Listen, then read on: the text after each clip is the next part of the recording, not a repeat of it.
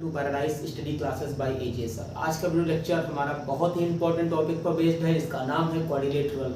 आज का video lecture इतना इंपॉर्टेंट है कि आप क्लास 8th में भी पढ़ोगे और क्लास 9th में जब जाओगे फिर भी पढ़ोगे। अगर आप क्लास 9th में हैं फिर भी आपके लिए ये टॉपिक बहुत इंपॉर्टेंट है। आप इस वीडियो लेक्चर को पूरा देख लीजिएगा, फिर क्लास 9th पर बेस्ड वीडियो लेक्चर हम आपको कल प्रोवाइड करा देंगे। लेकिन आपको देखना जरूर है अगर इस क्वाड्रिलेटरल चैप्टर को अच्छे से समझना है, क्योंकि क्लास 9th का देखा जाए सबसे मुश्किल चैप्टर जो है वो क्वाड्रिलेटरल ही है। ठीक है, तो यहाँ पर क्या होता है कि थ्योरम जब तक हमें बिल्कुल नहीं कंप्लीट होती है, इस चैप्टर की जो बारीकियां होती हैं वो नहीं कंप्लीट होती हैं, तब तक इस चैप्टर को समझना बहुत ही मुश्किल होता है। और उन्हीं बारीकियों को समझाने के लिए हम आपके सामने इस वीडियो लेक्चर को लेकर आए हैं, जो कि इंट्रोडक्शन पार्ट है। इसमें सारी बारीकियों को सीखेंगे और इसके एग्जाम्पल को भी देखेंगे। तो प्लीज़ वीडियो को लास्ट तक देखिएगा और चैनल को सब्सक्राइब कर लीजिएगा ताकि इस तरह के वीडियो आपको मिलते रहें। चलिए स्टार्ट करते हैं आज का वीडियो टॉपिक क्वाड्रिलेटरल, जिसका फर्स्ट टॉपिक हमारा है पॉलीगन्स। अब पॉलीगन्स क्या होते हैं? पॉलीगन्स को हिंदी में कहते हैं बहुभुज। ठीक है, क्या कहते हैं? बहुभुज। तो पॉलीगन्स होते क्या हैं? एक सिंपल क्लोज्ड कर्व होता है। क्या है? A simple closed curve made up of only line segment. Line segment से जो एक सिंपल क्लोज्ड फिगर बना हुआ होता है वो होता है पॉलीगन। आई बात समझ में? जैसे हमने बना दिया, ये क्या है हमारा पॉलीगन, क्लोज्ड शेप में है तो पॉलीगन्स हो गया। या हम बना दें, ये क्या हो गया? पॉलीगन हो गया। ठीक है, और एक हम लोग रेक्टेंगल अगर बना दें, ये क्या हो गया? पॉलीगन। यानी जितने भी हमारे ओवरऑल शेप हैं वो क्या हैं? सब हमारे पॉलीगन हैं। क्या हैं? पॉलीगन्स हैं। ओके, आई बात समझ में? ये सब हमारे पॉलीगन्स हैं। यानी कि डेफिनेशन इसकी है, से simple closed curve made up of only line segment. जो केवल और केवल लाइन सेगमेंट से मिलकर बना हुआ होता है उसको हम लोग पॉलीगन्स कहते हैं। ठीक है, अब पॉलीगन्स क्या नहीं हो सकते? जैसे कि एक हमने ये फिगर बना दिया, अब देखो कहाँ इसकी जो लाइन सेगमेंट है वो एक तरह की क्या कर रही है? ओपन फिगर बना रही है, यानी कि खुला फिगर बना रही है, तो ये हमारा पॉलीगन नहीं होगा। जैसे कि एक ले लें हम लोग, ये हमारा क्या है? ये भी पॉलीगन्स नहीं है। तो आपको बात समझ में आ गई होगी कि एक सिंपल सा क्लोज्ड कर्व जो कि एक ओनली लाइन सेगमेंट से मिलकर बना होता है उसको हम लोग पॉलीगन्स कहते हैं। और आपको यहाँ से इसकी डेफिनेशन भी मिल जाएगी, तो आप इसको भी नोट कर सकते हैं। ठीक है, ये नॉर्मल चीज थी इसलिए इस पर ज्यादा हमने फोकस भी नहीं किया। लेकिन अब यहाँ से जो नेक्स्ट टॉपिक हमारा होगा क्लासिफिकेशन ऑफ पॉलीगन्स, वो बहुत इंपॉर्टेंट है। तो इसका आप स्क्रीनशॉट ले लीजिए और चलते हैं नेक्स्ट टॉपिक की तरफ। नेक्स्ट टॉपिक है क्लासिफिकेशन ऑफ पॉलीगन्स, यानी क्लासिफिकेशन ऑफ पॉलीगन्स, जो कि आपकी स्क्रीन पर दिख रहा है। तो इनका क्लासिफिकेशन कैसे करेंगे? यानी कि एक क्लोज्ड कर्व, तो जाहिर सी बात है एक क्लोज कर्व की अगर हम लोग बनाएंगे तो वो कम से कम 3 लाइन सेगमेंट होने चाहिए, यानी उसकी 3 साइडें होनी चाहिए कम से कम, और ज्यादा से ज्यादा बहुत सी साइडें हो सकती हैं। ठीक, 10 हो सकती हैं, 11 हो सकती हैं, 12 हो सकती हैं, 20 हो सकती हैं। ठीक, तो कम से कम 3 लाइनें होनी चाहिए और ज्यादा से ज्यादा कुछ भी हो सकता है। तो 3 लाइनें कैसे? देखो हमने एक टेबल बना ली, पूरी एक टेबल बनाई, उसमें एक तरफ लिखा है नंबर ऑफ साइड्स और वर्टेक्स, यानी कि साइडों की संख्या या वर्टेक्स की संख्या। दूसरा है क्लासिफिकेशन, और तीसरा हमने कॉलम में लिखा है सिंपल फिगर। तो क्लासिफिकेशन हमने क्या कहा था अभी लास्ट में? कम से कम 3 साइड्स होनी चाहिए, 3 साइड्स या 3 वर्टेक्स होने चाहिए। अब 3 साइड या 3 वर्टेक्स किसमें होते हैं? ट्रायंगल में होते हैं। ठीक है, किसमें होते हैं? ट्रायंगल में होते हैं। तो क्लासिफिकेशन में क्या लिखेंगे हम लोग? ट्रायंगल। अब ट्रायंगल बनता कैसे है? सिंपल सी बात है, ये 3 साइडें को वाला ट्रायंगल कहलाता है। अब इसमें वर्टिक्स कौन सी होती है? एक ये वर्टिक्स हो गई, एक ये वर्टिक्स हो गई, एक ये वर्टिक्स हो गई, एक ये साइड हो गई, साइड ए बी साइड हो गई, और एक बी सी साइड हो गई, और एक ए सी साइड हो गई। ठीक, तो हमारे जिसमें 3 साइडें होंगी उसको हम लोग कहेंगे ट्रायंगल कहेंगे। आई बात समझ में? फिर इस 3 के बाद आता है 4, क्योंकि कम से कम 3 साइडें या 3 वर्टिक्स तो होनी ही चाहिए पॉलीगन में। ठीक है, 3 से कम होगा अगर लाइनें तो सिंपल क्लोज्ड फिगर नहीं बनेगा, क्लोज्ड कर्व फिगर नहीं बनेगा। क्लोज मतलब एकदम से बंद फिगर नहीं बनेगा। तो 4 वर्टेक्स इसमें होंगी या 4 साइडें इसमें होंगी, उसको हम लोग कहेंगे क्वाड्रिलेटरल। क्या कहेंगे? क्वाड्रिलेटरल कहेंगे। क्या कहेंगे भैया? 4 साइडों वालों को क्वाड्रिलेटरल कहेंगे, लेटरल। ठीक है, क्या कहेंगे? क्वाड्रिलेटरल, जिसमें 4 साइडें होती हैं। अब 4 साइडें किसमें होती हैं? आपका स्क्वायर हो गया, या फिर रेक्टेंगल हो गया, ठीक, या फिर पैरेललोग्राम हो गया। तो इतने भी फिगर्स हैं इस टाइप के, या फिर आपका 4 साइडें वाला रोम्बस हो गया, ठीक। उस रोम्बस में अगर डायगोनल ना डालें तो वो भी उसमें 4 ही साइडें होती हैं, तो हमारा क्या हो जाता है? वो क्वाड्रिलेटरल हो जाता है। आई बात समझ में? फिर 4 के बाद आता है 5। 5 मतलब पेंटागन। क्या कहलाता है इसको? है पेंटागन। तो 5 साइडों वाला या 5 वर्टेक्स वाला पेंटागन कहलाता है। क्या कहलाता है? पेंटागन। क्या कहलाता है? पेंटागन। जिसकी 5 वर्टेक्स हो या 5 साइडें होती है वो पेंटागन कहलाता है। कैसे? 1 2 3 4 5। कितने वर्टेक्स हैं? 1 2 3 4 5 वर्टेक्स हैं। और साइडें कितनी है? 1 2 3 4, ठीक है, और 5। कितनी साइडें हो गई?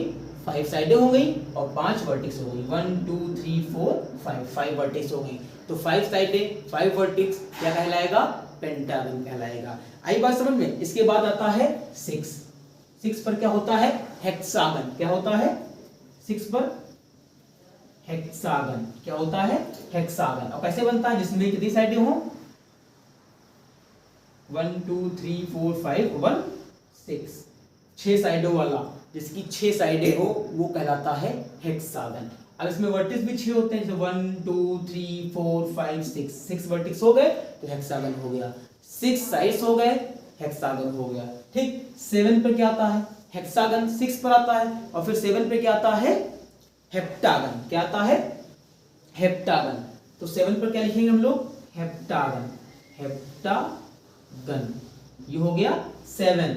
अब 7 पे हेप्टागन मींस 7 जिसकी साइडें हो, काउंट कर लेंगे 1 2 3 4 5 6 और 7। तो 7 इसकी साइडें हो गई, 7 वर्टेक्स हो जाएंगे, कहलाएगा क्या? हेप्टागन। फिर 8 पर आता है ऑक्टागन। क्या आता है?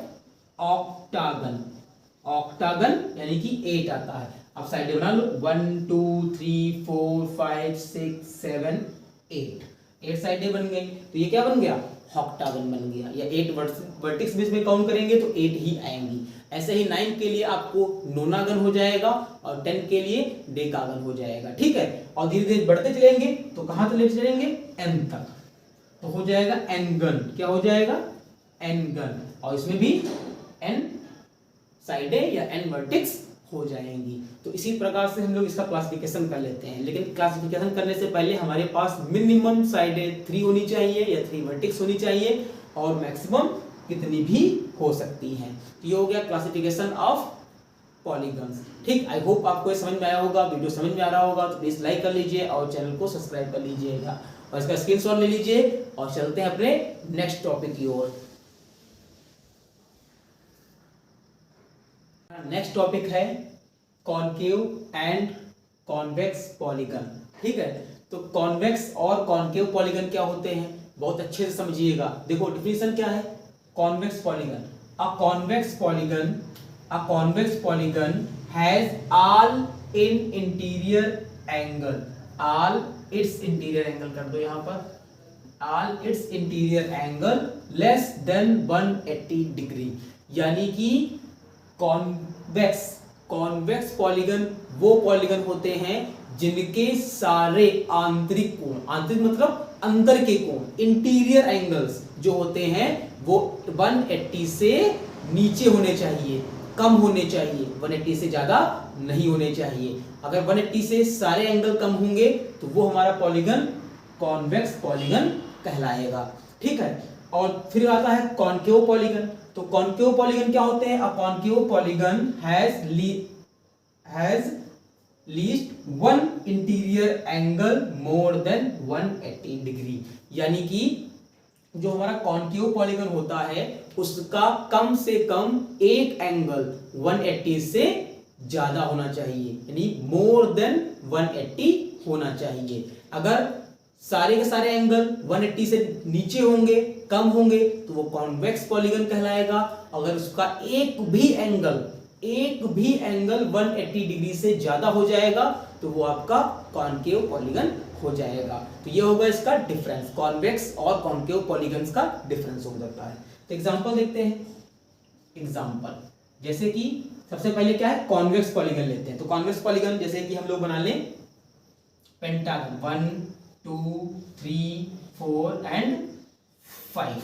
अब इसमें देखो इसके जितने भी एंगल हैं, ये एंगल ले लो, चाहे ये एंगल ले लो, चाहे ये ले लो, ये ले लो, चाहे ये ले लो, सारे के सारे एंगल हैं वो क्या है, मोर लेस देन 180। क्या है, एंगल जो है हमारे वो क्या है, लेस देन 180 डिग्री है। तो कौन सा हो जाएगा, जो ये हमारा होगा वो हो जाएगा कॉन्वेक्स। क्या हो जाएगा, कॉन्वेक्स पॉलीगन हो जाएगा। क्या हो जाएगा, कॉन्वेक्स पॉलीगन हो जाएगा, क्योंकि इसके जितने भी इंटीरियर एंगल हैं वो 180 डिग्री से कम है, तो कॉन्वेक्स पॉलीगन हो जाएगा। कोई एक और फिगर ले लेते हैं, जैसे कि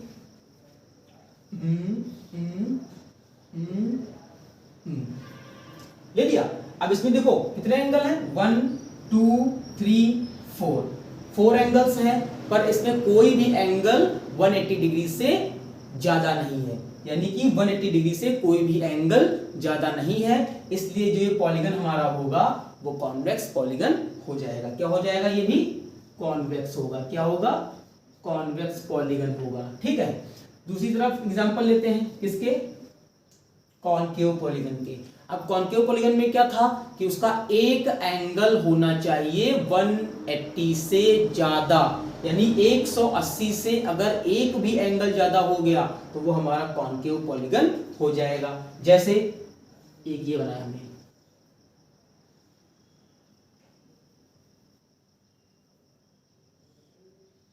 अब देखो ये जो एंगल हमारा है क्या है, मोर देन 180 है। जो एंगल ये वाला हमारा है वो क्या है, मोर देन 180। बाकी सारे एंगल 180 से छोटे हैं, बट ये वाला एंगल हो गया मोर देन 180, यानी कि ये हमारा जो पॉलीगन होगा वो क्या होगा, कॉनकेव पॉलीगन होगा। क्या होगा, कॉनकेव पॉलीगन हो जाएगा। आई बात समझ में, यानी इसका जो एक एंगल है, यानी कि कम से कम एक एंगल इसका 180 से ज्यादा है तो कॉनकेव पॉलीगन हो गया, और इसके सारे के सारे एंगल क्या थे, 180 से कम थे, इसीलिए ये कॉन्वेक्स पॉलीगन हो गए हैं। जैसे एक और फिगर बनाते हैं, ये बनाया, ये देखो ये बनाया फिगर। अब इसका इंटीरियर एंगल जो ये वाला है वो क्या है, 180 से ज्यादा है, और 180 से ज्यादा है इसलिए ये क्या हो जाएगा, कॉनकेव पॉलीगन हो जाएगा। कॉनकेव पॉलीगन हो जाएगा। आई बात समझ में। आई होप आपको कॉनकेव और कॉन्वेक्स पॉलीगन के डिफरेंसेस पता चल गए होंगे, और किस पॉलीगन को कॉनकेव कहते हैं, किस पॉलीगन को कॉन्वेक्स पॉलीगन कहते हैं, ये भी आपको समझ में आ गया होगा। अगर आ गया तो प्लीज वीडियो को लाइक कर लें, और चैनल पर अगर नए हो तो प्लीज सब्सक्राइब कर लें, और इसका स्क्रीनशॉट ले लीजिए ताकि आपके नोट्स भी कंप्लीट होते चलें। ओके दोस्तों,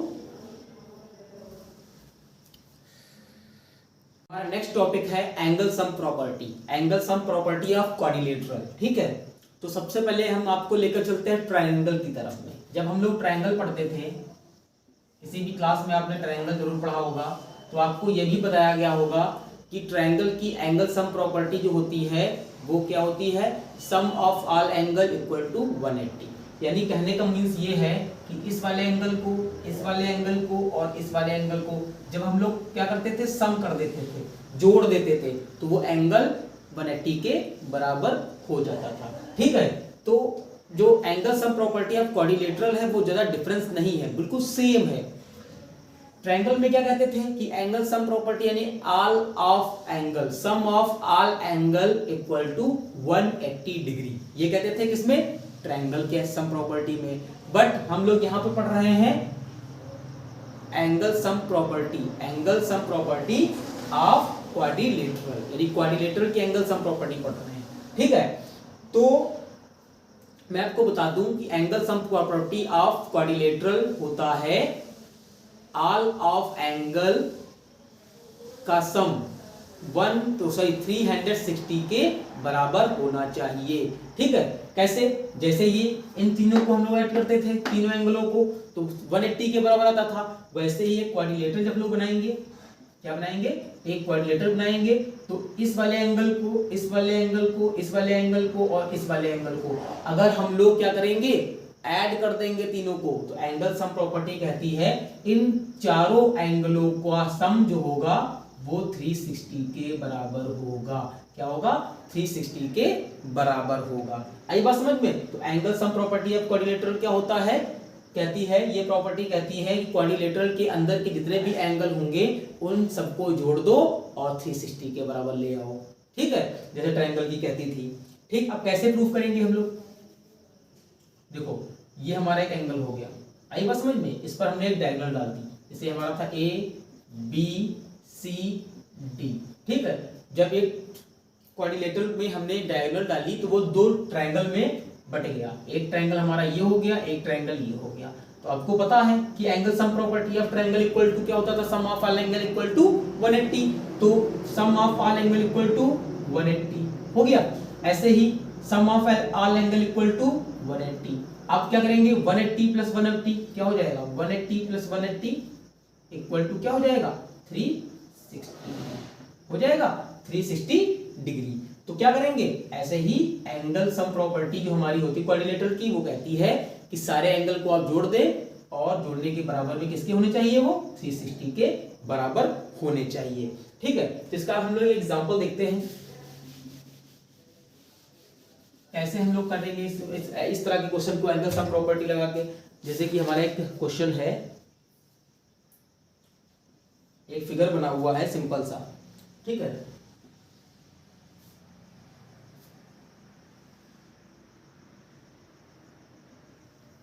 ये फिगर बना हुआ है और यहाँ पर कह रहा है x दे रखा है, x डिग्री।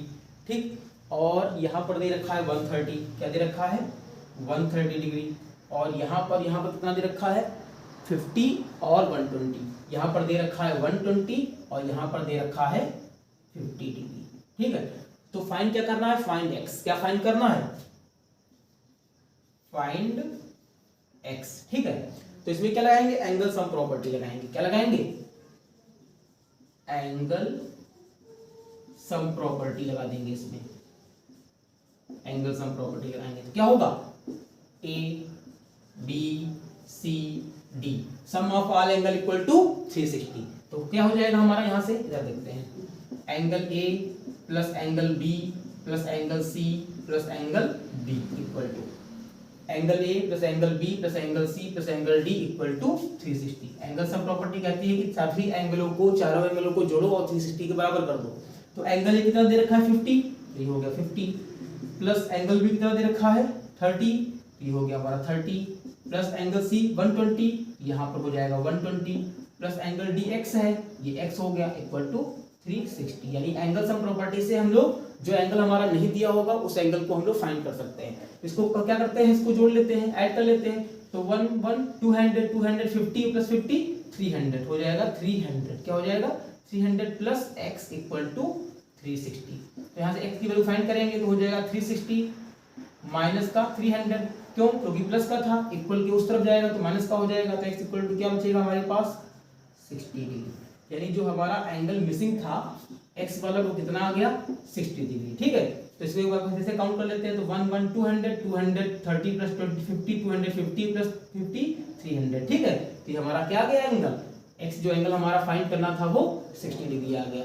ऐसे इस तरह के क्वेश्चन हम लोग एंगल सम प्रॉपर्टी से फाइंड कर सकते हैं। किसी भी तरह का क्वेश्चन हो आप ऐसे ही फाइंड कर सकते हैं। आई बात समझ में दोस्तों? इसका स्क्रीनशॉट ले लीजिए ताकि आप इस तरह के एग्जाम्पल को जब अपनी बुक से सॉल्व करें तो आपको कहीं पर भी प्रॉब्लम ना आए। और वीडियो पर अगर नए हो तो प्लीज सब्सक्राइब जरूर कर लीजिएगा और मिलते हैं नेक्स्ट टॉपिक में। तो हमारा नेक्स्ट टॉपिक है sum of measures of the exterior angles of a polygon, यानी कि जिसके बाहरी एंगल होते हैं उसको हम लोग कैसे फाइंड करते हैं। जैसे कि आपके सामने एक एग्जाम्पल के तौर पर हम लेंगे, ज्यादा कुछ नहीं बताएंगे। आप एग्जाम्पल अगर समझ लेते हैं तो ये आपका सारा कॉन्सेप्ट आपके माइंड में आ जाएगा। तो क्या करते हैं, एक एग्जाम्पल ले लिया, उसमें आप देख रहे होंगे कि सारे के सारे एंगल क्या है? एक्सटीरियर एंगल है। ठीक है, और जो कि एक पॉलीगन पर बने हुए हैं, यानी क्वाड्रिलेटरल पर बने हुए हैं। ठीक है, तो जैसे हम लोग इंटीरियर एंगल के लिए सारे सम को ऐड करके 360 के बराबर कर देते थे, वैसे ही इसमें भी जितने भी एंगल आपके चारों दे रखे हैं वो क्या कर देंगे, ऐड करके 360 के बराबर कर देने हैं, और आपका एक्सटीरियर एंगल जो आपका एक्स ये फाइंड करना है ये फाइंड हो जाएगा। कैसे, जैसे ये 50 है तो हमने क्या किया, 50 ले लिया plus 110 plus x plus 90 equal to क्या कर देंगे 360। एंगल सम प्रॉपर्टी जैसे लगाते थे वैसे ही वो 6 angle sum property of interior angle, ऐसे ही angle sum property of exterior angle की बिल्कुल सेम करना है। एक्सटीरियर एंगल ऐसे ही आपको फाइंड हो जाएंगे। देखो क्या है 110 प्लस 50 160, 160 में हम लोग क्या करेंगे 90 को ऐड कर देंगे तो हो जाएगा 250। 160 में अगर हम लोग 90 को ऐड कर देंगे तो बन जाएगा कितना 160 प्लस 90 इक्वल टू 250। क्या बन जाएगा 250 बन जाएगा, प्लस x इक्वल टू 360 आ जाएगा।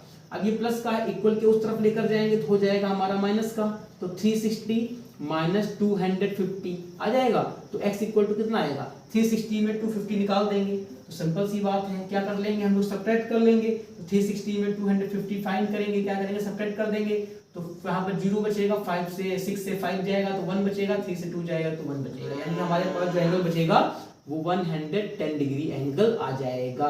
तो आपको अगर एक्सटीरियर एंगल से एक्सटीरियर एंगल आपके दे रखे हो उसमें से किसी एक एंगल को फाइंड करना होगा तो आप इसी तरह से बिल्कुल सेम तरीके से कर सकते हैं। ठीक है, ऐसा आप ट्रायंगल में भी कर सकते हैं। ट्रायंगल की जो एंगल सम प्रॉपर्टी होती थी वो 90 के बराबर होती थी, वैसे ही अगर ट्रायंगल के भी सारे एक्सटीरियर एंगल दे रखे हो तो आप उसी प्रॉपर्टी से भी फाइंड कर सकते हैं। जैसे कि आपका एक ट्रायंगल दे रखा हो,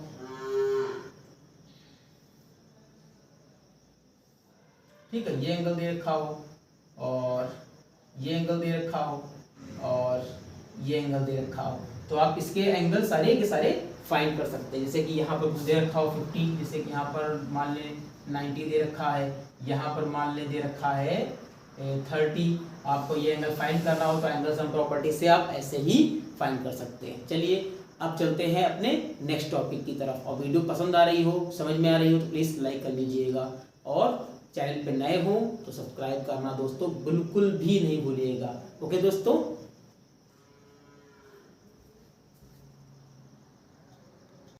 हमारा नेक्स्ट टॉपिक है काइंड्स ऑफ क्वाड्रिलेटरल। क्वाड्रिलेटरल के कितने प्रकार होते हैं, तो हमारी स्क्रीन पर कुछ क्वाड्रिलेटरल के टाइप्स दे रखे हैं, जिसमें पहला हमारा है ट्रेपेजियम। ट्रेपेजियम क्या होता है, आपके स्क्रीन के सामने दिख रहा है ट्रेपेजियम, ठीक है, यानी कि जो अपोजिट साइडें होती हैं वो क्या होती है इसकी हैं पैरेलल होती है। अपोजिट साइडें क्या होती हैं ट्रेपेजियम में पैरेलल होती हैं, ठीक है। दूसरा हमारा क्या है काइट। काइट क्या होता है, जैसे कि हमारा ले ले A B C D, A B C D ले लिया। तो काइट में हमेशा क्या होता है, जो हमारा BC होगा वो इक्वल होगा किसके, DC के इक्वल होगा, AB इक्वल होगा AD के, ठीक है। तो हमारा यहाँ से क्या मिलेगा, BC इक्वल होगा किसके, DC के, एंड AB इक्वल हो जाएगा किसके, AD के काइट में। तो AD इसमें चले इस वाले फिगर में AB इक्वल होगा BC के, यानी कि AB जो हमारा होगा वो इक्वल होगा BC के, ऐसे ही जो AD होगा वो इक्वल होगा DC के। तो इस टाइप के जो हमारे क्वाड्रिलेटरल होंगे वो क्या कहलाएंगे, काइट कहेंगे उनको। फिर आता है पैरेललोग्राम। पैरेललोग्राम मतलब one of its opposite sides parallel to each other, यानी कि इसकी जो एक कम से कम एक जो साइडें अपोजिट साइडें होती हैं वो क्या होती है, एक दूसरे के पैरेलल होती है एंड इक्वल होती है। तो देखो देख लीजिए इसमें AB पैरेलल है किसके, DC के, लिख देंगे हम लोग AB पैरेलल टू DC हो गया। AB DC के पैरेलल है तो इसमें एक अपोजिट साइड हमारी जो हो गई AB के अपोजिट क्या हो गई DC, जो कि हो गई पैरेलल, तो ये हमारा हो गया पैरेललोग्राम। ऐसे ही हमारा ये बना हुआ ABCD वो भी क्या है, पैरेललोग्राम है, क्योंकि इसकी एक अपोजिट साइड क्या है, पैरेलल है। और ये AB DC के बराबर है, AD BC के बराबर हो गई, तो पैरेललोग्राम हो गई। तब इसमें एक डायगोनल देख लें, क्योंकि इसमें हम लोग डायगोनल अगर डालें इन सब में, तो हम सबसे पहले काइट में डायगोनल डालेंगे तो हमारी डायगोनल क्या होगी, ये और ये। तो अब आपके दिमाग में क्वेश्चन हो रहा होगा कि हमारी डायगोनल होती क्या है। ठीक है, ये हमारी क्या हो जाती हैं, डायगोनल हो जाती हैं। क्या होती हैं ये, डायगोनल्स हो जाती हैं। तो हम आपको बता दें, टू नॉन कंसेक्यूटिव वर्टेक्स, यानी कि a line segment which is joined to non consecutive vertex are called diagonal। देखो ये नॉन कंसेक्यूटिव वर्टेक्स हैं, ये दोनों ए डी और बी क्या है, नॉन कंसेक्यूटिव वर्टेक्स, और इन दोनों को अगर हम लोग जोड़ देंगे तो वो बनेगा डायगोनल्स। और डायगोनल्स हमेशा जो दो नॉन कंसेक्यूटिव वर्टेक्स की जो लाइन बीच में खींचते हैं, लाइन सेगमेंट में खींचते हैं, वो हमारी डायगोनल कहलाती है। और डायगोनल्स हमेशा एक दूसरे को क्या करती है, इंटरसेक्ट करती है। क्या करती हैं, इंटरसेक्ट करती हैं। ठीक है, तो ये हमारी क्या हो गई, डायगोनल्स हो गई। ये हमारा पैरेललोग्राम हो गया। ये क्या है, ये क्वाड्रिलेटरल के ही प्रकार हैं, ये क्वाड्रिलेटरल में ही आते हैं, क्योंकि सब में क्या है, देखो चार है, 1 2 3 4, और 4 वर्टेक्स या 4 साइड वाला हमेशा क्वाड्रिलेटरल कहलाता है। तो ये क्या है, क्वाड्रिलेटरल के ही प्रकार है। अब आते हैं रोम्बस में। रोम्बस में क्या होता है, ये देखो ए बी सी डी, यानी ए बी बराबर होगा बी सी के, बी सी डी और डी ए, ये सब क्या होंगे, आपस में इक्वल होते हैं, बराबर होते हैं, क्योंकि ए बी बराबर है बी सी के, बराबर है सी डी के, बराबर है ए डी के।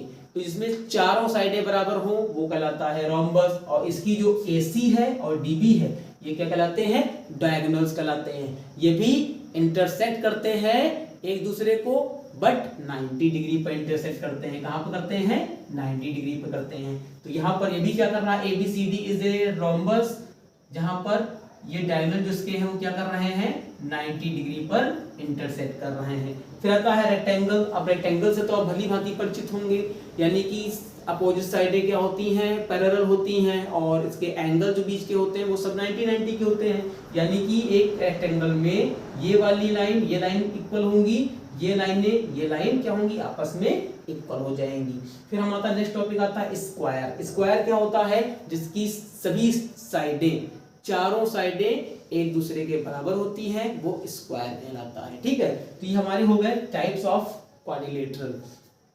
ठीक है, तो आप समझ गए होंगे टाइप्स ऑफ क्वाड्रिलेटरल। बट हमारा चैप्टर था क्वाड्रिलेटरल, तो कुछ क्वाड्रिलेटरल की लास्ट में हम लोग क्या थ्योरम्स देख लेते हैं, कुछ क्वाड्रिलेटरल की लास्ट में थ्योरम देख लेते हैं और उनको समझ लेते हैं। आपका पूरा चैप्टर ये कंप्लीट हो जाएगा। ठीक है, इसका स्क्रीनशॉट ले लीजिए। नेक्स्ट लेक्चर है property of parallelogram and property of rhombus. इनकी प्रॉपर्टी क्या होती है, इस टॉपिक का सबसे इंपॉर्टेंट टॉपिक यही है। इसी टॉपिक से आपको सारे के सारे क्वेश्चंस, अच्छे क्वेश्चंस मिलेंगे।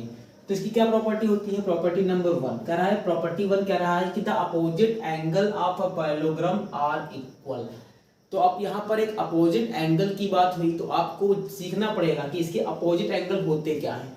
तो जो एंगल P हमारा ये है, जो एंगल P है वो एंगल R का अपोजिट एंगल है, यानी एंगल P एंगल R का अपोजिट एंगल है। और एंगल S जो हमारा होगा वो एंगल Q का अपोजिट एंगल होगा। तो हमारी प्रॉपर्टी क्या वैल्यू कह रही है, the opposite angle of parallelogram are equal. ठीक है, मान ले कि ये हमारा 80 डिग्री है। ठीक है, अगर ये 80 है तो ये हो जाएगा 80 डिग्री हो जाएगा। ठीक है, क्योंकि अपोजिट एंगल जो होते हैं पैरेललोग्राम के वो इक्वल होते हैं। अगर ये 80 है तो ये भी 80 हो जाएगा।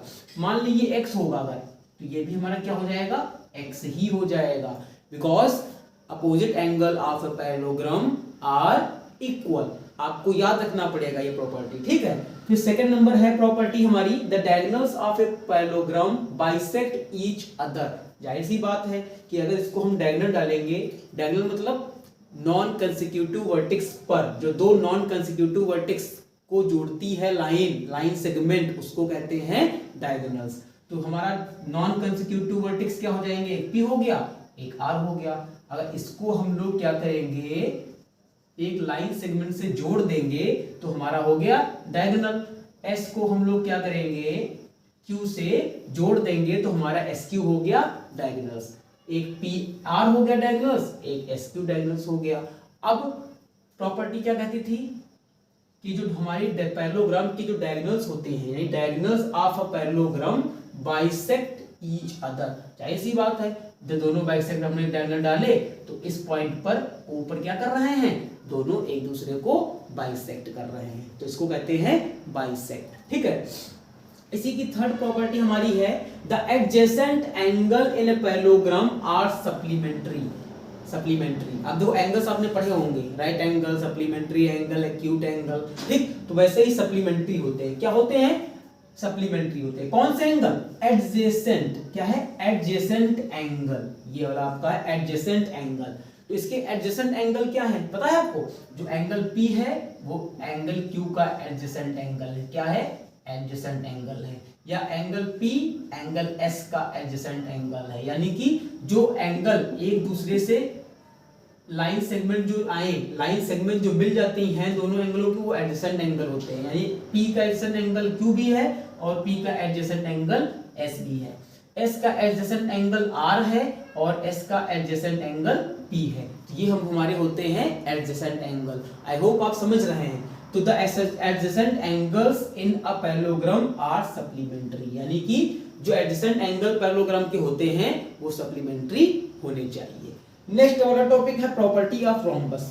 इसकी एक ही प्रॉपर्टी आपको याद करनी है, क्या है वो, the diagonals of a rhombus are perpendicular bisector of one and other. अब यहाँ पर क्या कर रहा है, perpendicular bisector of one and other, यानी कि इसमें अगर हम लोग क्या करेंगे, डायगोनल्स डालेंगे, ये तो हमने डायगोनल डाल दिए, तो ये क्या होते हैं, परपेंडिकुलर बाइसेक्टर होते हैं, मतलब एक दूसरे को 90 पर काटते हैं। यानी यहाँ पर जो काट रहे हैं, बाइसेक्ट कर रहे हैं, वो कहाँ पर कर रहे हैं, 90 पर कर रहे हैं। यानी ये पूरा पूरा यहाँ पर क्या बनेगा, जो काटेंगे वहां पर 90 डिग्री का एंगल बनाएंगे। परपेंडिकुलर बाइसेक्टर है मींस 90 डिग्री पर काटते हैं इसके डायगोनल्स। ठीक है, तो ये आपकी हो गई प्रॉपर्टी ऑफ रोम्बस। ठीक, इसकी दो प्रॉपर्टी आपकी बची है, एक रेक्टेंगल की, एक स्क्वायर की। छोटा सा टॉपिक है, वो भी आप समझ लीजिएगा और इसका स्क्रीनशॉट ले लीजिएगा ताकि आपके नोट्स भी बनते चले। ओके,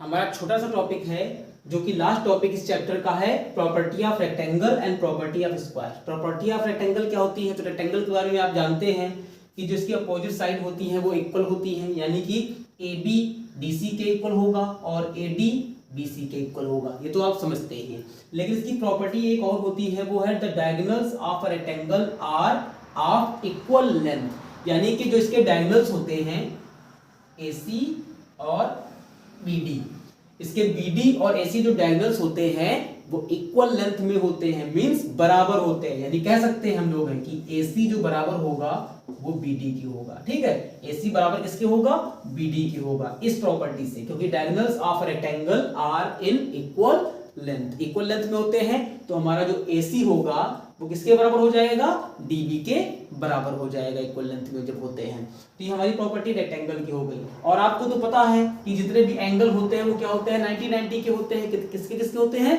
90-90 के सारे एंगल होते हैं। 90 + 90 + 90 + 90 = 360 बन गया क्वाड्रिलेटरल। फिर इसकी नेक्स्ट प्रॉपर्टी हमारी है प्रॉपर्टी ऑफ स्क्वायर। इसको क्या कहती है, स्क्वायर की प्रॉपर्टी क्या कहती है कि the diagonals of a square are perpendicular bisector of each other. Perpendicular bisector मतलब जब इसके डायगोनल्स एक दूसरे को काटते हैं तो 90 डिग्री पर काटते हैं, 90 अंश पर काटते हैं। यानी कि जब ये डायगोनल्स इसके एक दूसरे को काटेंगे तो यहाँ पर कितने काटेंगे, 90 पे काटेंगे, ये भी 90 पे काटेंगे, ये भी 90 पे काटेंगे, ये भी 90 पे काटेंगे, यानी कि परपेंडिकुलर बाइसेक्टर होते हैं। और जहां पर परपेंडिकुलर बाइसेक्टर का नाम आ जाए आप तुरंत समझ लीजिएगा कि वो 90 डिग्री पर एक दूसरे को बाइसेक्ट कर रहे हैं। तो डायगोनल्स जो हमारी AC है वो किस पर हो जाएगी, BD के बराबर ही होगी इसमें भी, और 90 डिग्री पर काटेगी। अब स्क्वायर तो आप समझते हैं कि ऑल साइड्स आर इक्वल, यानी जितनी भी स्क्वायर की साइडें होती हैं वो सारी की सारी एक दूसरे के इक्वल होती हैं, और जितने भी एंगल होते हैं वो सारे एंगल भी इक्वल होते हैं। सारे के सारे एंगल 90 डिग्री के होते हैं स्क्वायर में भी। ठीक है, आई होप आप बहुत अच्छे से एंजॉय करके इस चैप्टर को समझे होंगे। आप क्लास 9th में भी हो फिर भी इस वीडियो लेक्चर को आप देख लीजिएगा। आई होप आपने देखा भी होगा। ठीक है, तो 8th क्लास के लिए तो ये था ही, और 9th क्लास के क्वाड्रिलेटरल चैप्टर के लिए इंट्रोडक्शन वीडियो लेक्चर हम आपको कल प्रोवाइड करा देंगे। ओके दोस्तों, तो उसको भी देख लीजिएगा, अर्थ के बच्चे भी उसको देख लेंगे तो उनकी प्रॉपर्टी और अच्छे से भी क्लियर हो जाएगी। और 6th 7th में भी अगर क्वाड्रिलेटरल चैप्टर है तो आप उसे भी कंफर्म कर लीजिएगा, उसका वीडियो लेक्चर हम आपको सेपरेट में प्रोवाइड कराते रहेंगे। ठीक है, अगर वीडियो पसंद आई हो तो प्लीज लाइक कर लीजिए, चैनल पे नए हो सब्सक्राइब करना बिल्कुल मत भूलिएगा। ओके दोस्तों, गुड नाइट।